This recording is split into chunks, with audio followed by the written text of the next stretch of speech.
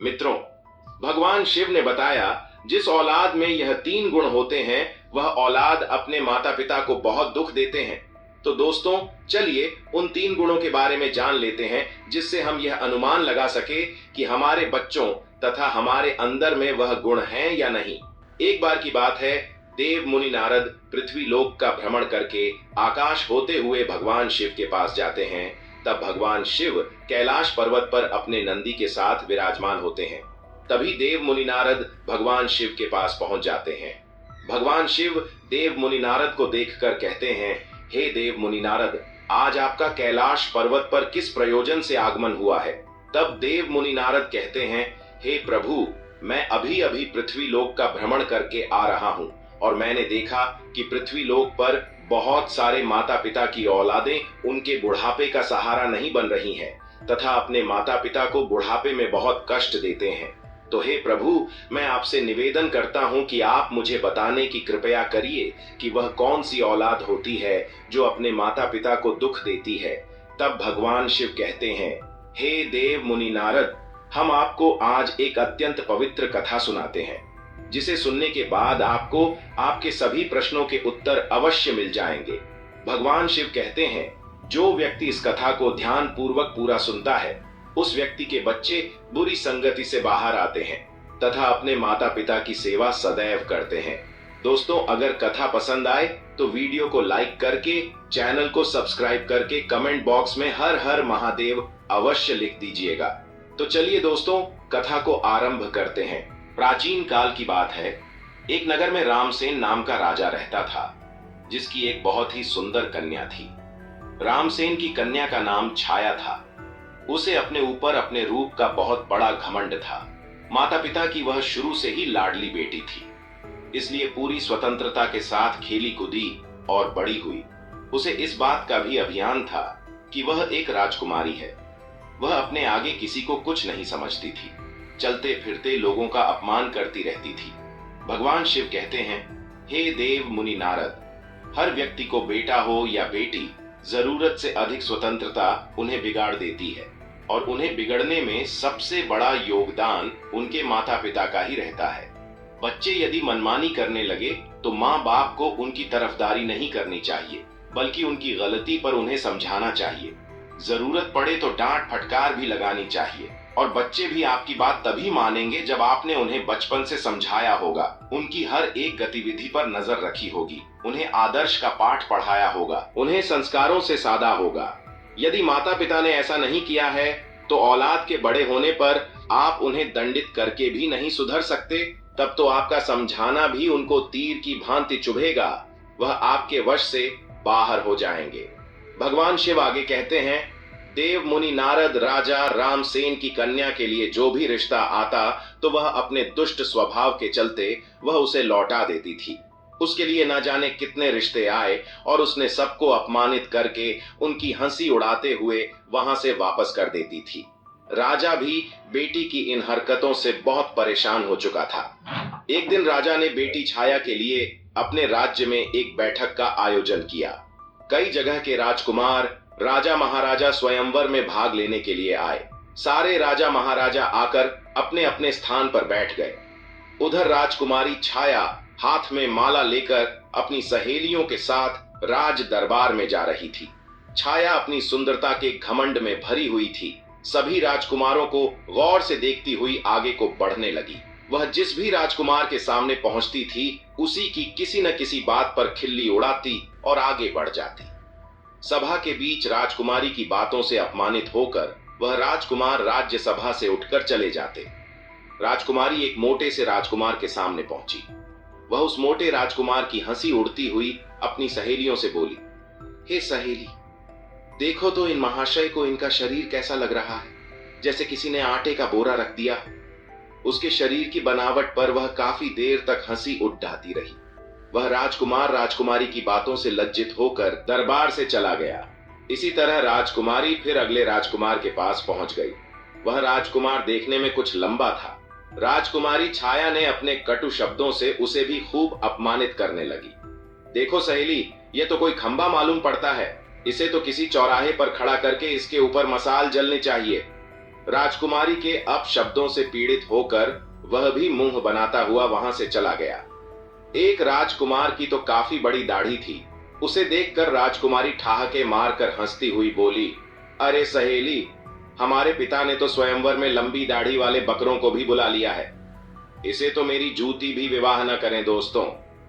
राजकुमारी उसके रंग रूप और दाढ़ी की खूब खिल्ली उड़ाती रही, परंतु उस दाढ़ी वाले राजकुमार ने राजकुमारी के लज्जित करने पर तनिक भी बुरा नहीं माना, क्योंकि वह राजकुमारी को अपना दिल दे बैठा था। वह भी दरबार से उठकर चला गया।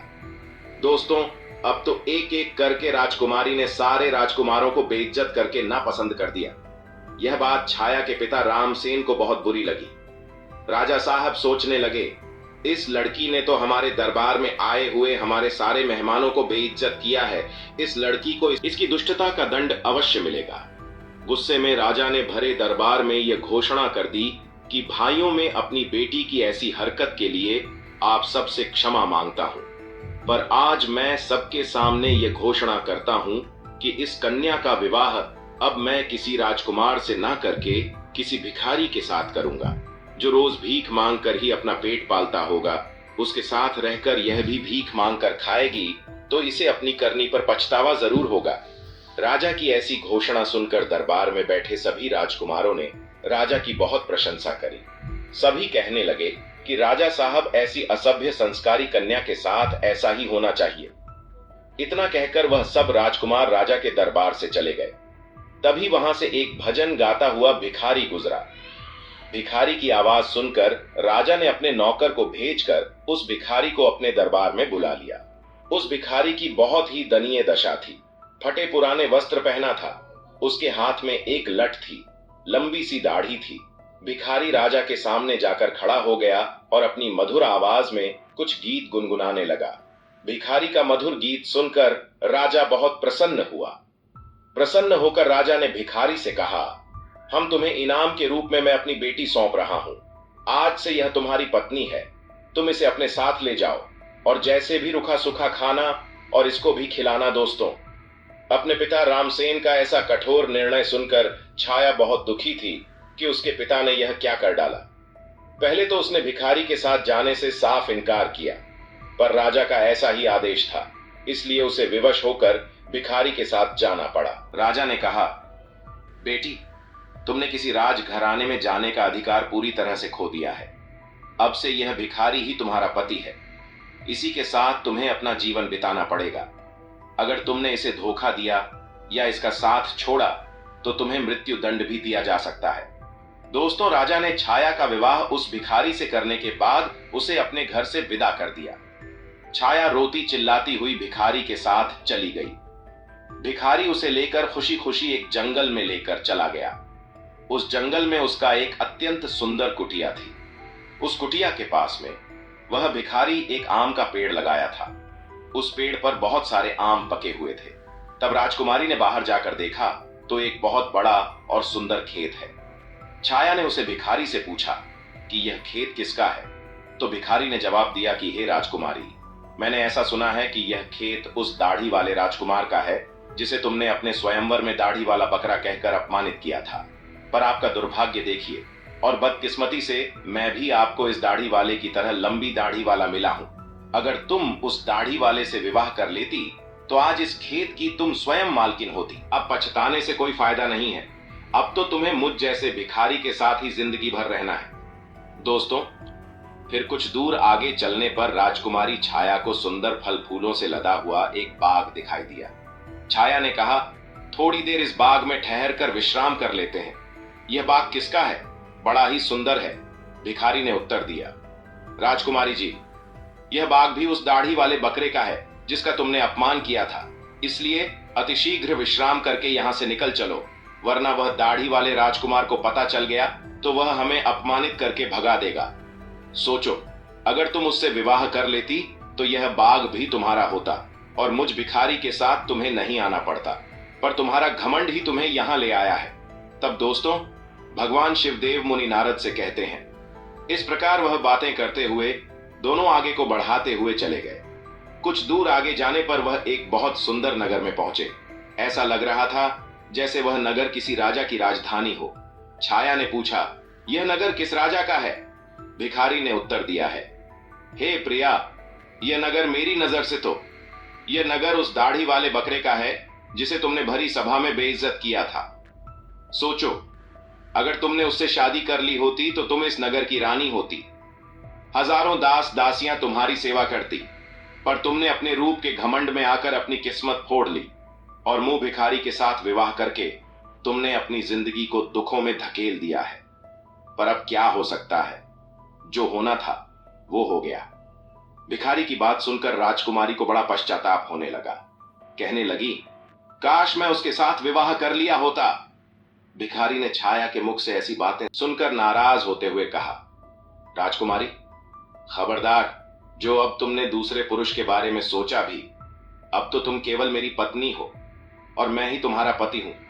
अब महलों के सपने देखना छोड़कर तुम्हें मेरे साथ मेरी झोपड़ी में रहना चाहिए दोस्तों। इतना कहकर भिखारी राजकुमारी छाया को अपनी झोपड़ी के पास ले गया, जो राजा के उस नगर से कुछ दूर एक तालाब के किनारे बनी हुई थी। झोपड़ी देखकर छाया को बड़ा क्रोध आया। कहने लगी, यह कितनी बेकार सी झोपड़ी है, मैं इसमें कैसे रह पाऊंगी? इसमें रहकर मेरा दम घूटेगा। मैं बहुत बड़े महलों की रहने वाली हूं, इस छोटी सी झोपड़ी में मेरा गुजारा कैसे होगा? भिखारी बोला, राजकुमारी, अब आज से यही झोपड़ी तुम्हारा नया घर है और इसी में तुम्हें रहना पड़ेगा। छाया ने पूछा कि यहाँ पर तुम्हारा कोई नौकर चाकर नहीं दिखाई दे रहा है? झोपड़ी की साफ सफाई कौन करेगा? भिखारी ने कहा, हे राजकुमारी, यह तुम क्या कह रही हो? मैं कोई राजा नहीं हूं, ना कोई राजा का बड़ा अधिकारी या कर्मचारी हूं जो मेरे पास नौकर चाकर होंगे। मैं तो खुद एक भिखारी हूं। मैं तो नौकरों से भी बहुत गया गुजरा हूं। झोपड़ी का सारा काम अब तुम्हें और मुझे ही करना है। चलो, अब तुम पहले झोपड़ी की साफ सफाई करो, फिर मेरे लिए खाना बनाओ। मुझे बहुत भूख लगी है। चलते चलते मैं थक चुका हूं। तब भगवान शिव देव मुनि नारद से कहते हैं, छाया को भोजन बनाना तो आता ही नहीं था, इसीलिए भिखारी और राजकुमारी ने मिलकर उल्टा सीधा खाना बनाया और खाकर दोनों सो गए। दूसरे दिन भिखारी ने राजकुमार को जगाया और घर का सारा काम करने को कहा। राजकुमारी पूरे दिन काम करती रही और भिखारी की डांट फटकार सुनती रही। 2-4 दिन इसी तरह बीत गए। घर में जो कुछ खाने को था वह भी खत्म हो गया। भिखारी बोला, प्रिया, अब खाने को तो कुछ बचा भी नहीं। जो कुछ मैं मांग कर रखा था वह सब खत्म हो चुका है। आगे की जीविका चलाने के लिए हमें कुछ काम करना पड़ेगा। एक काम करो, मैं तुम्हें इस आम के पेड़ से आम तोड़कर टोकरी में भरकर दे दूंगा। तुम उस आम को बाजार में ले जाकर बेचकर आना। राजकुमारी ने आश्चर्य से कहा, मैं आम बाजार में बेचने जाऊंगी? अगर मुझे किसी ने आम बेचते देखकर पहचान लिया तो वह मेरी बहुत हंसी उड़ाएंगे। मुझे बहुत शर्म आएगी। भिखारी बोला, काहे की शर्म? अब तो तुम रानी नहीं हो, तुम एक भिखारी की पत्नी हो। शर्म तो तुम्हें तब लगती जब तुम उस दाढ़ी वाले की पत्नी होती और वह तुमसे बाजार में आम बेचने को कहता। अब अगर शर्म ही आती है तो फिर भूखी मरो। दोस्तों, मजबूर होकर राजकुमारी बाजार में आम बेचने चली गई। एक सड़क किनारे आम रखकर बैठ जाती है और दिन भर आम बेचती रहती है। धीरे धीरे उसके आम खूब बिकने लगा। एक दिन की बात है, जब राजकुमारी छाया सड़क पर बैठी आम बेच रही थी, तभी वहां पर एक राजा का मंत्री आता है। उसने लात मारकर उसके सरे आम इधर उधर फैला देता है और बोलता है, खबरदार, जो रास्ता घेर कर आम लगाए तो उसके बहुत सारे आम टूट गए थे और उसका बहुत नुकसान हो गया था। राजकुमारी को बड़ा दुख हुआ। उसने सारी बात झोपड़ी में आकर भिखारी को बताई कि आज एक राजा के सिपाही ने उसके आम पर लात मारकर फोड़ डाले। भिखारी ने कहा, तुम बिल्कुल पागल हो। अगर तुम बीच रास्ता घेर कर दुकान लगाओगी तो सिपाही तो आम बिखेरेगा ही। तुम्हारी वजह से राहगीरों को वहां से निकलने में तकलीफ हो रही होगी। अब तुमसे यह भी काम ठीक से नहीं होगा। तुम्हें कोई काम बताओ तो तुमसे ठीक से होता ही नहीं है। अब मैं जा रहा हूं और तुम्हारे लिए कोई और काम तलाश करूंगा। भिखारी गया और राजा के एक बड़े अधिकारी के यहां रसोइया का काम तलाश आया और छाया से कहा कि मैं तुम्हारे काम की व्यवस्था कर दी है। कल से तुम राज्य कर्मचारी की रसोई में जाया करोगी और वहां के रसोइये के साथ मिलकर खाना बनाना है। वहां से हमें खाने के लिए अच्छा अच्छा भोजन भी मिलता रहेगा। दोस्तों, भगवान शिव देव मुनि नारद से कहते हैं, इस प्रकार वह घमंडी राजकुमारी रसोइये की मददगार बनकर काम करने लगी। वह सुबह से शाम तक रसोइयों के साथ मिलकर काम करती। और रात को बचा हुआ खाना अपने घर ले आई। इस तरह दोनों की जिंदगी अब कुछ सुकून से कटने लगी। एक दिन की बात है, छाया रसोई में काम कर रही थी। तभी उसने खिड़की से झांक कर देखा तो वहां राजा के महल में कुछ उत्सव होने वाला था। पूरा राजमहल सजा हुआ था। बड़े बड़े मेहमान आ रहे थे। नौकर चाकर उनका स्वागत कर रहे थे। महल में बड़ी धूमधाम थी। राजकुमारी वह सब देखकर अपनी किस्मत को कोस रही थी। अपनी किस्मत पर आंसू बहा रही थी और सोच रही थी कि काश मैं भी इतनी घमंडी नहीं होती तो मुझे यह दिन देखने को नहीं मिलता। वह वहां खड़ी खड़ी सोच रही थी। तभी वहां दो दासियां आती हैं और कुछ खाने का सामान उसकी टोकरी में रखकर चली जाती है। राजकुमारी टोकरी को लेकर अपने घर को लौटने लगी। अभी वह दरवाजे से निकली ही थी, तभी सामने से एक राजसी पोशाक पहने एक पुरुष ने आकर उसे रोक लिया। देखने में वह वहां का राजा मालूम पड़ रहा था। राजकुमारी ने जब उसके चेहरे को देखा तो वह डर के मारे कांपने लगी, क्योंकि वह राजा वही दाढ़ी वाला था जिसको छाया ने अपने यहाँ दाढ़ी वाला बकरा कहकर अपमानित किया था। राजा ने राजकुमारी से कुछ नहीं कहा, बल्कि वह उसका हाथ पकड़कर दरबार में लेकर पहुंचा, जहां तमाम मेहमान लोग बैठे हुए थे। वहां की भव्यता को देखकर घबराहट में राजकुमारी के हाथ पैर कांपने लगे।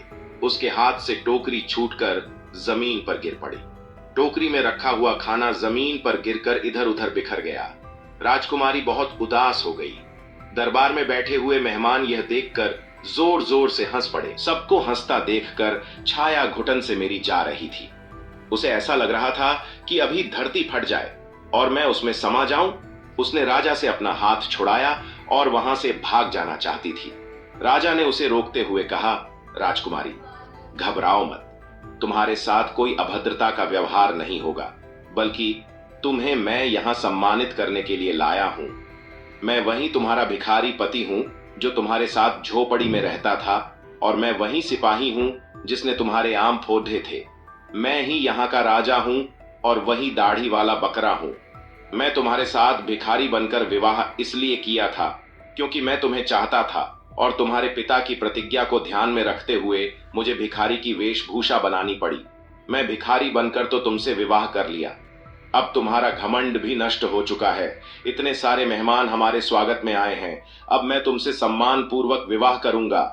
फिर भगवान शिव देव मुनि नारद से कहते हैं। यह सुनकर राजकुमारी को बड़ी प्रसन्नता हुई। खुशी में उसकी आंखें आंसुओं से भर गई। अब दो दासियां आईं और उसे दुल्हन के नए जोड़े में सजा कर लाई। दरबार में छाया के माता पिता भी मौजूद थे। राजकुमारी को खूब आशीर्वाद दिया और राजा के साथ समस्त मेहमानों की उपस्थिति में उसका विवाह हुआ। उसका सारा गुरूर उतर चुका था। वह पूरी तरह से बदल चुकी थी। उसने जिंदगी जीने का तरीका सीख लिया था। दोस्तों, तब भगवान शिव देव मुनि नारद से कहते हैं, हे देव मुनि नारद, अत्यंत सुख सुविधा में पलकर मनुष्य उन अनुभवों से, उन संस्कारों से अपरिचित रह जाता है जो उसके जीवन में आगे बहुत कष्टदायी होता है। भगवान शिव कहते हैं, इसीलिए मनुष्य को कभी भी किसी बात का घमंड नहीं करना चाहिए। परमात्मा जब तुम्हें किसी एक गुण से संपन्न बनाता है तो बाकी कई गुण से खाली रखता है, ताकि तुम्हें जब भी कभी अभिमान हो तो तुम्हें उसका सबक मिल सके। इस प्रकार राजकुमारी इस दाढ़ी वाले पति के साथ बड़े आनंद से रानी की तरह जीवन यापन करने लगी। और इस प्रकार से भगवान शिव ने बताया, जिसकी औलाद अपनी मनमानी करती है तथा अपने माता पिता का अपमान करते हैं और उनकी बात को नहीं मानते हैं, ऐसी औलाद सदैव मुसीबत से घिरे रहते हैं। दोस्तों, आशा करता हूं कि आपको आज की वीडियो पसंद आई होगी। अगर वीडियो पसंद आई है तो वीडियो को लाइक और चैनल को सब्सक्राइब अवश्य करें।